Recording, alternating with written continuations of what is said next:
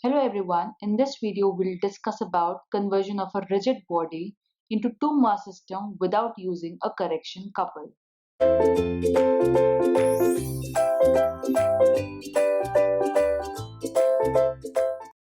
So we talk about a simple slider crank mechanism. We have done the engine force analysis and we know that if I want to find the force acting on the piston, it is because of the gas pressures minus the inertia forces. And what are the inertia forces? The forces that are resisting the motion. Or you can say the force which is acting in the direction opposite to that of the acceleration, right? And this piston is doing the type of reciprocating motion, the translatory motion is there. Now we also know the crank, which is a rotating body. So even for rotating bodies, they have got the inertia force, the inertia effect is there, which acts in the outward direction, in the radially outward direction, which we consider as the centrifugal force. But we have never talked about the inertia force of the connecting rod. Even while doing the engine force analysis, we did not took into account the inertia because of the connecting rod. Why? Because connecting rod is a very complex component of the mechanism. There are two reasons of the complexity. One is the non-uniformly distributed mass of the connecting rod. If you look at the picture, this is how actual connecting rod looks like. So by looking at the picture, you can understand that the mass is not distributed uniformly. The second complexity arises because of the motion of the connecting rod. So this is where the connecting rod is attached. It is actually connecting the piston with the crank.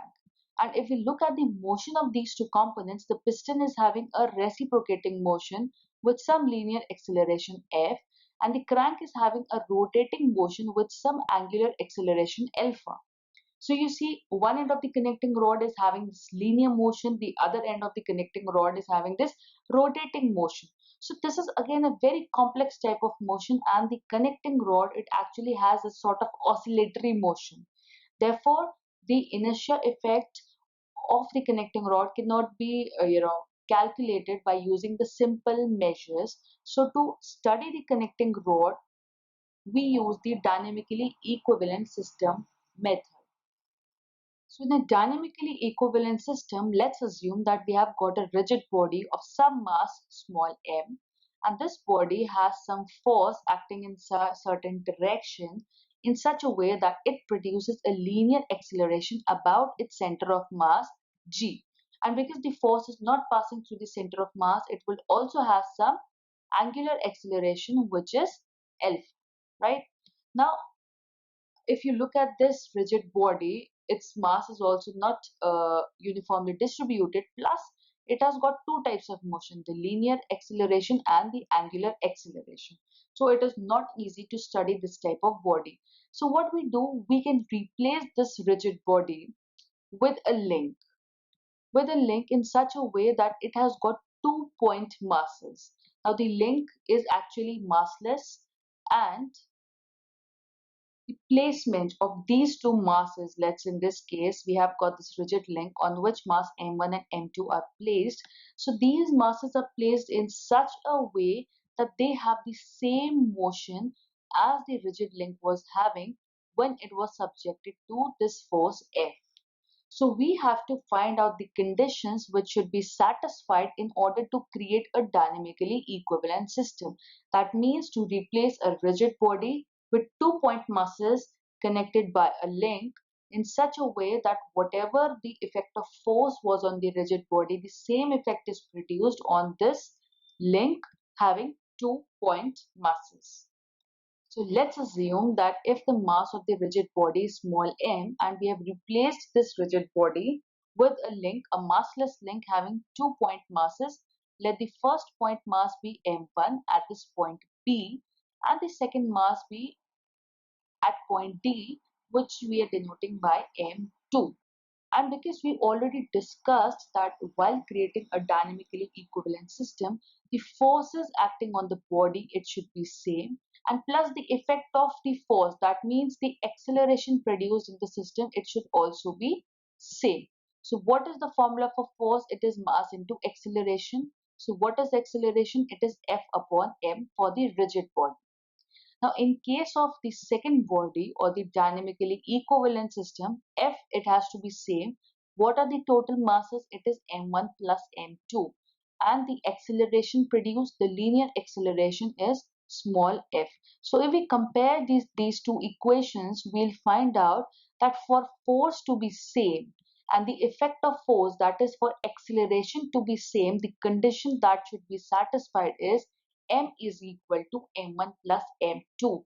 That means the sum of the two masses of dynamically equivalent system, it should be equal to the mass of the total system or the mass of the rigid body for which we are creating the dynamically equivalent system.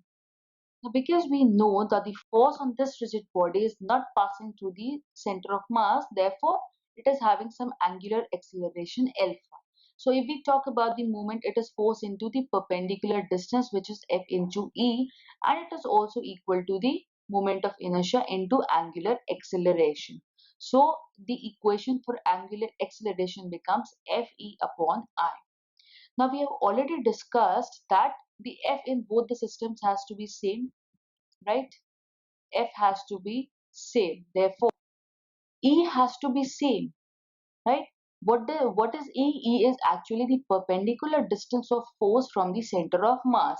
So for this equation, when we say that F is same, E also has to be same. That means the combined center of mass of the dynamically equivalent system created, it should remain at G. So the position of the centroid, it should remain at the same position, or we can also say in other words that the moments about the centroid, it should be equal to 0. So if in this system we take the moments about the point G, and we assume that the distance of the mass m1 from G is taken as small b and distance of mass m2 from G is taken as d. So m1 into b, that means the moment about this center of mass it should be equal to m2 into d, or you can say that m1b minus m2d, it should be equal to 0. So from here we get a second condition which says that the combined center of mass, it should coincide with the with that of the rod. That means the center of mass of this rigid body, it should coincide with the center of mass of the new dynamically equivalent system that is created. Now one thing important is that the placement of these masses, it is not necessary that they should be kept at the edge of the rod you have taken. They can be placed anywhere, whether it's a rod or a link, whatever it is, you can place it at any position. But the requirement is whatever conditions we are finding out, they should be satisfied, right? The sum of masses of the new system, it should be equal to mass of the rigid body. The combined center of mass, it should coincide with the center of mass of this rigid body. So to satisfy this condition, the moments about centroid, they should be equal, or you can say the combined moments that they should be 0. So the equation becomes m1b is equal to m2d. So we have already satisfied this condition that F is same in both the cases, E is same in both the cases, and we said that whenever we are applying any force on the rigid body and whatever effect it is producing, it should be same for both the bodies. We have already found out the condition for linear acceleration to be same. Now we have to find out the condition which must be satisfied to ensure that angular acceleration on both the systems should be same. So the angular acceleration is Fe upon I. So F, we have already proved that in both the cases they are same. E, that is the perpendicular distance of force from center of mass, we have already found out the condition. So the last condition is that the moment of inertia of this system, the 2-point mass system, it should be equal to that of the rigid body. Now here repeatedly we are using the term rod because this rigid body is actually the connecting rod. So we are doing it for a general case, so therefore we are just saying that this is a rigid body, but we are taking the case of the connecting rod. So what does the condition say is that I should also remain same. Whatever is the I for first system, for second system also I should remain same. So for the same moment of inertia, what will be the condition? It will be mass into m1 into the distance b square plus m2 into d square, which is the distance of m2 from center of mass. So the condition becomes the moment of inertia of 2 point masses about the perpendicular axis through the combined center of mass, which is g. It should be equal to the same as that of the rod or the rigid body. Now, if for any distributed mass, for any system of rigid body which does not have uniformly distributed mass, we can replace it by the 2 point masses in such a way, in this way actually, which we have talked about, that 2 point mass is connected by a rigid link in such a way that all these three conditions are satisfied. That means the dynamical properties of both the systems should remain same, and when will they remain same? When these three conditions will be satisfied, that the sum of masses should remain same, the combined mass center should coincide, and the moment of inertia for the combined mass center, it should be equal to that of the rigid body or the rod or the system that is taken into consideration. So here we have written all the three conditions which should be satisfied: the masses, the sum of masses, it should be equal to the actual mass of rigid body, moments about centroid, and the moment of inertia. Now from equation 2, can we write mb into b is equal to md into d? Can we write it like this, that md is equal to, if you take this small d, the distance, on the other hand, can we write it as md is equal to mb into b upon d? And if we place this value in equation 1, in this equation, if we replace this md with this value, so it becomes m is equal to mb plus mb into b upon d, right? From this equation, can we take mb common? So it becomes 1 plus b upon d. And if you take d as the denominator, so it becomes mb into d plus b upon d, right? So this is the first condition. Similarly, if I take this as mb, right, we can also write this equation as mb is equal to md up into distance d upon b, right? And if I replace this, if I place this equation in equation 1, we'll get that m is equal to md into d plus b upon b.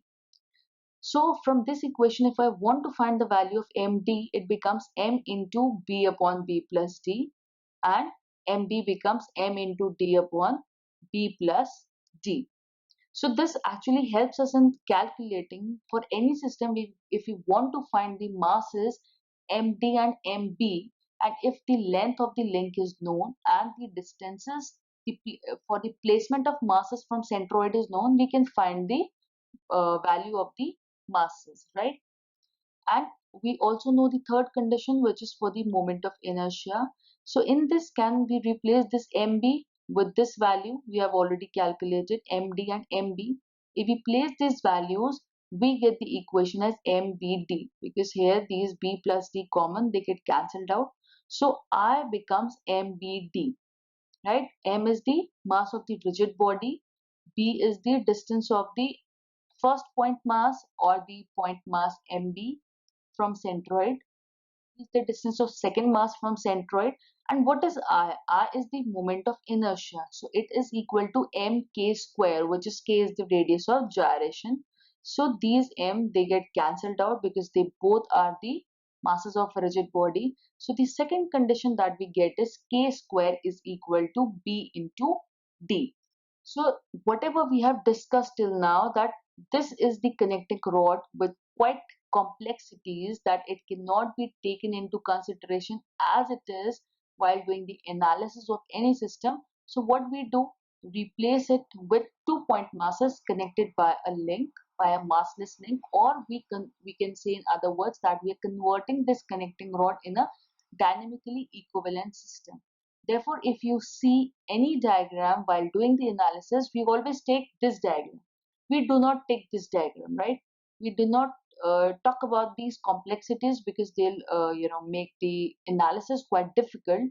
So this is what we discuss, and what it actually happens, that the length of the connecting rod, which is taken as L, is in such a way that a part of mass of connecting rod is added to the mass at the crank pin. So initially, if the mass of the crank was M, so the new mass of crank becomes now M A, let's say.